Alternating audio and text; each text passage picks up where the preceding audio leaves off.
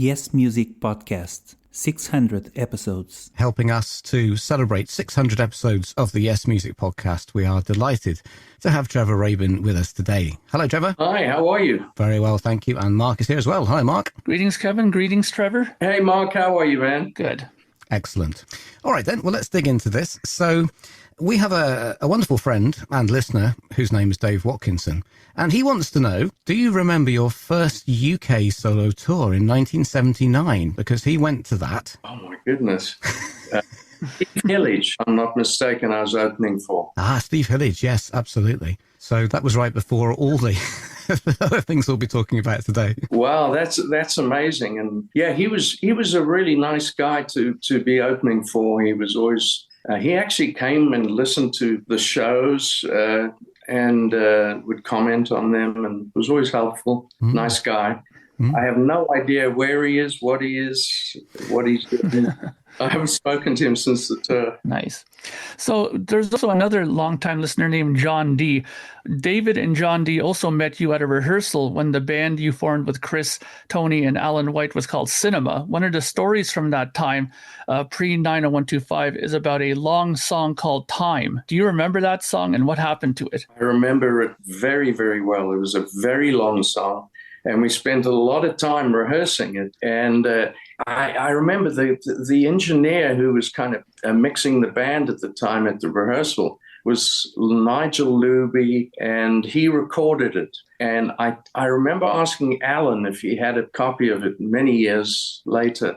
And he said, you know what, I've heard it somewhere, but I don't know where it is. Somewhere in the ether is a copy of it, unless it's in the trash.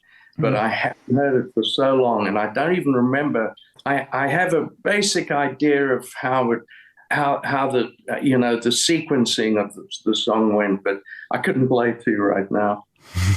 No, indeed. So this was before John Anderson and Trevor Horn became involved with all that, and the band changed to Yes.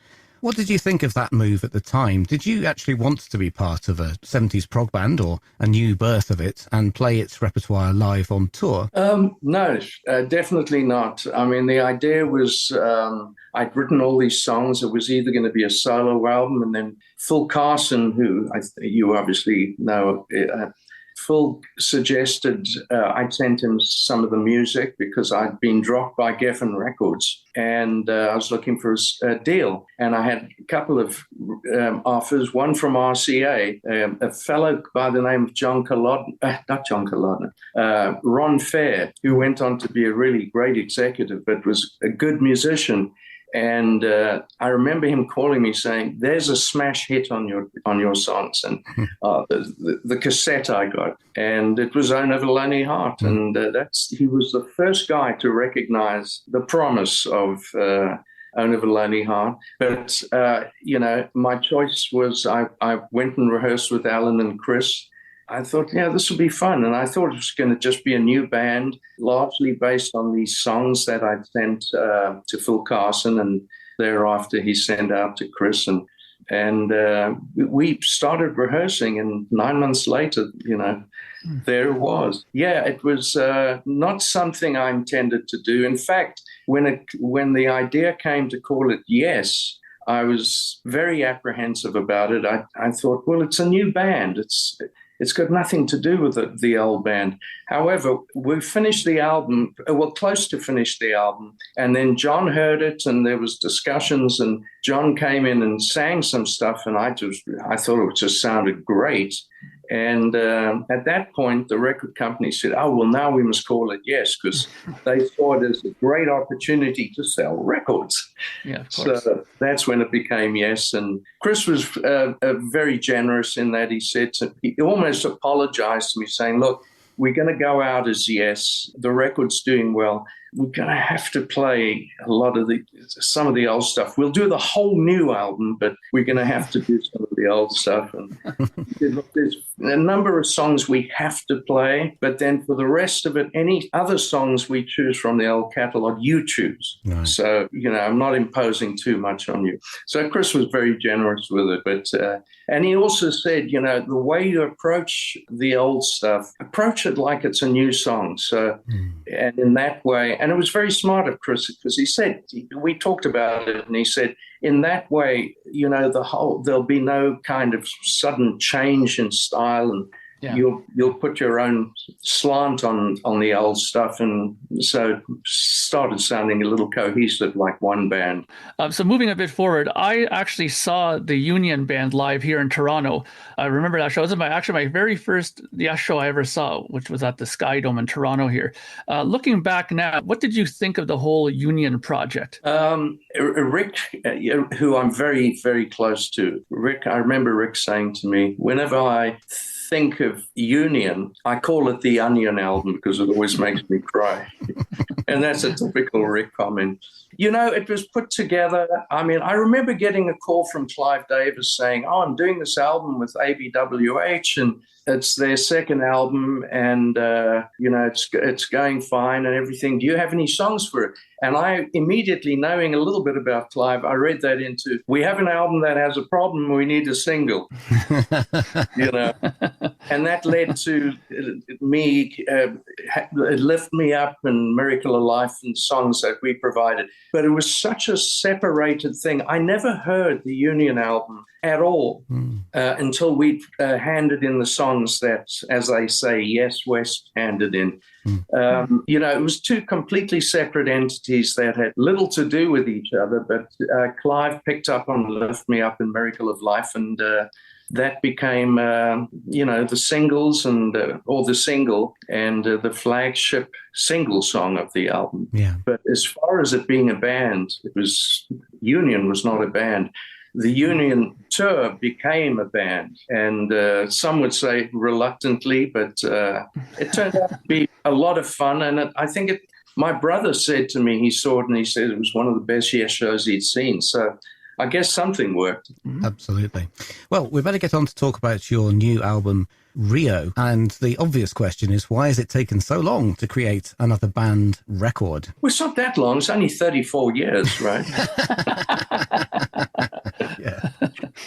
It's really a peculiar thing because I, left the band in 94 and wanted to get into film scoring, wanted to work with orchestra.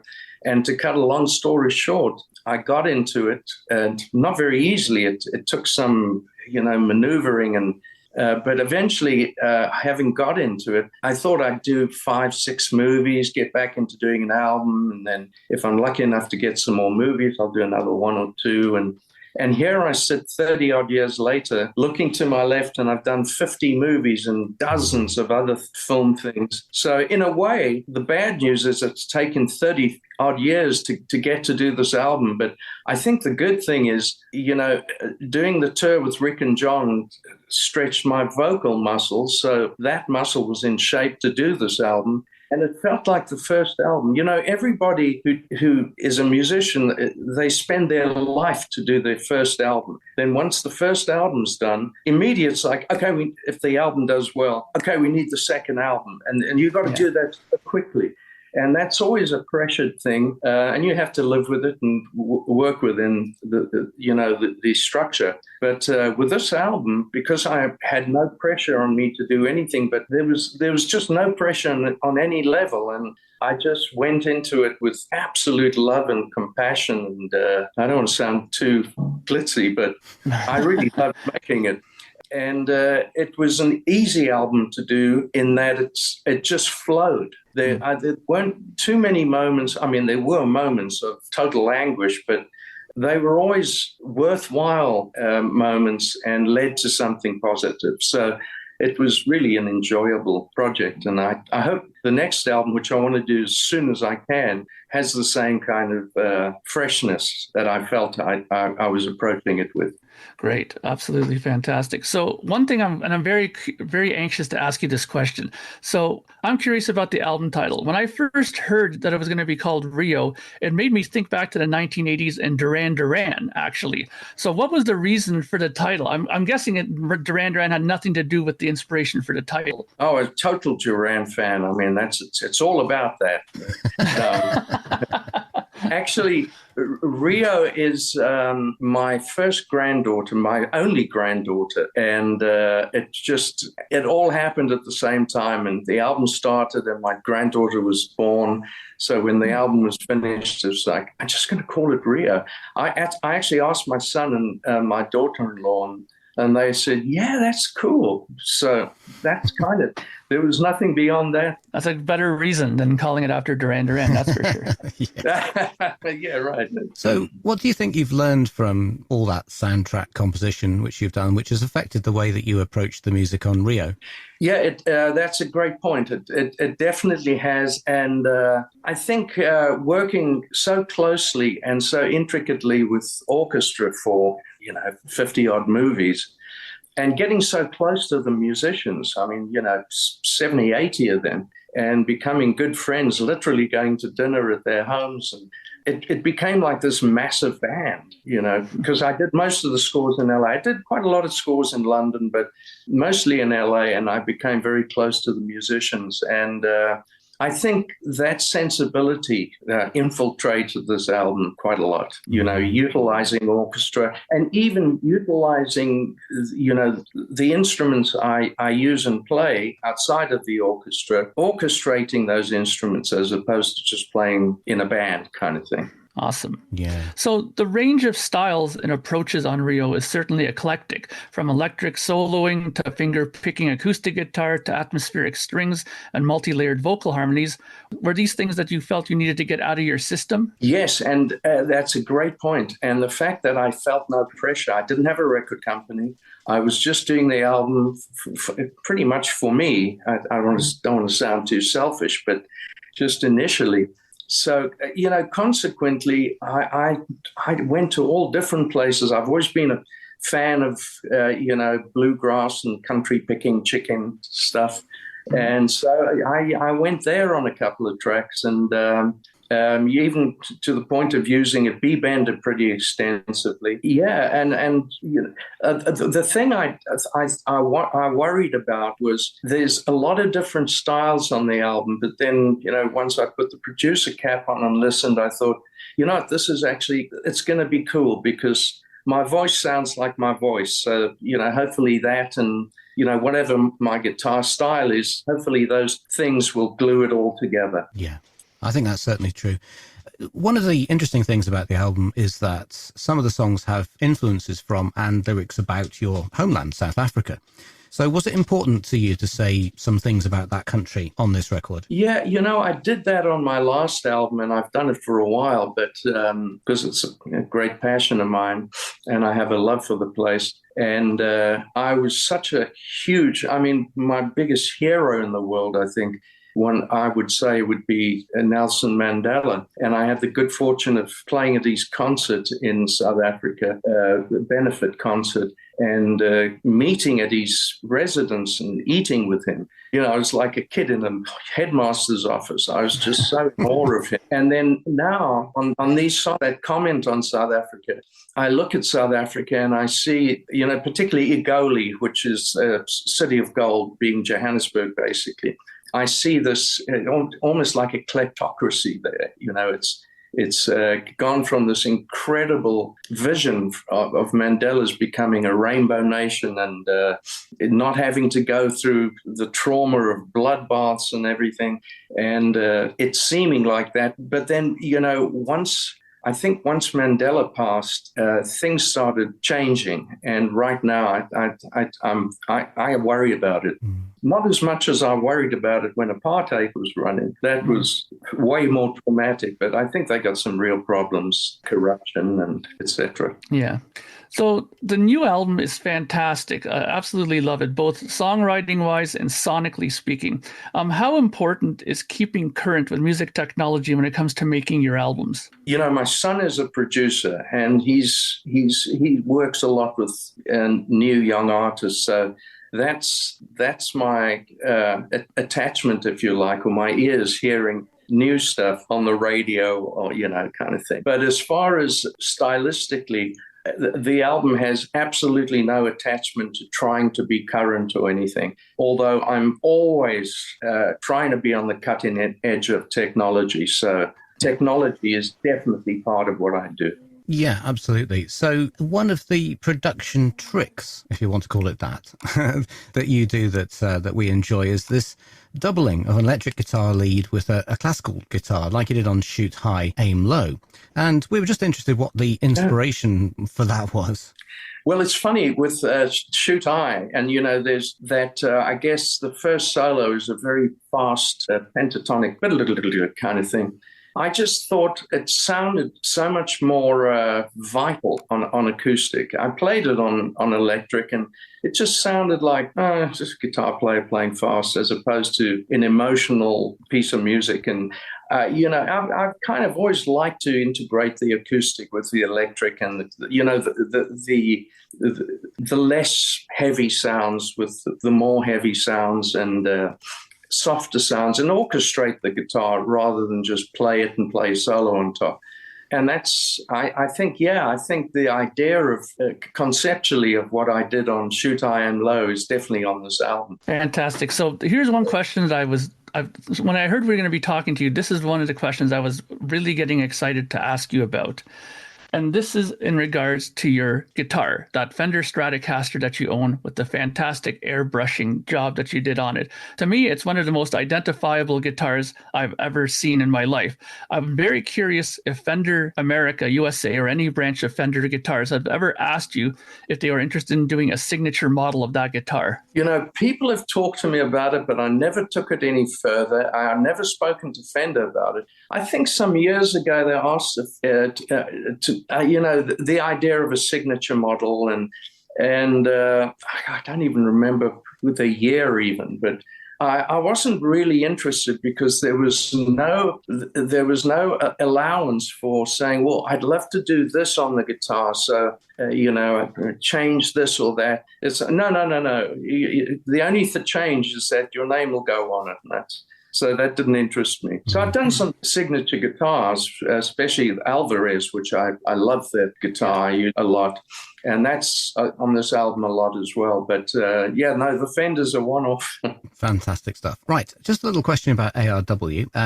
The time you spent with them looked like a lot of fun, and I saw you in Birmingham, UK, and I loved the concert. It was brilliant. Oh, I loved that show. I remember it. Yeah. Do you miss playing with a band when you're concentrating on film scores? Yeah, and I think that's why, Rick and I always talked about after uni, and the idea, so our bucket list should always include us working together, and that's what led to ARW partly, Yeah, that was definitely an exciting moment to be playing again. Although I didn't miss it while I was doing the films because I was so busy and so involved in it that I never really even thought about it. I think on the expanded version of this album, you've put that track, Fragile. And the original idea for that was for it to be an ARW song. Is that right? Well, it's actually started out some years before that, and that's the version that's on the album right now, that original version. Right. But there was a point where, management and there was a lot of, let's do it. We got to do some music. You can't just keep touring and not having a record. But we'd never really planned to do that, although we'd been getting together and, talking about stuff and writing ideas. And so that was really something that, okay, for the next tour, to promote the next tour or the next leg of the tour, we should have a song. And I just put that forward. John sang it, Rick played some great keyboards, and that was really the idea. I wish it was a better story, but unfortunately that's about it. Interesting.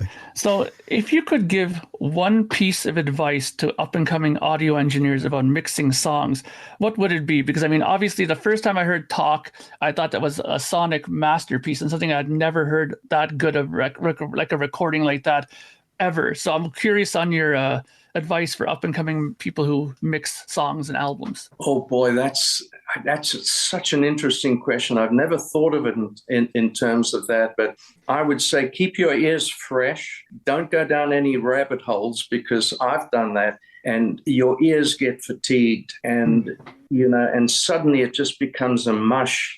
as opposed to keeping it clean and separate, and really, really get into understanding and working with reverbs and delays and compression and EQ. I mean, obviously, those are the four main ingredients for what you do when approaching a sound mix. But yeah, and just use your ears and your instinct. Well, unfortunately, we've come to the end of the time we've got, Trevor. It's been absolutely wonderful to speak to you finally. Only 600 episodes into the podcast. Oh, congratulations on that. My goodness. Yes, thank you very much. And we've spoken about you and your music many, many times before. So thank you very much indeed, Trevor. Thank you, guys. I really appreciate it. It was fun talking to you. Brilliant. Great. Thanks, Trevor. All the best. Cheers.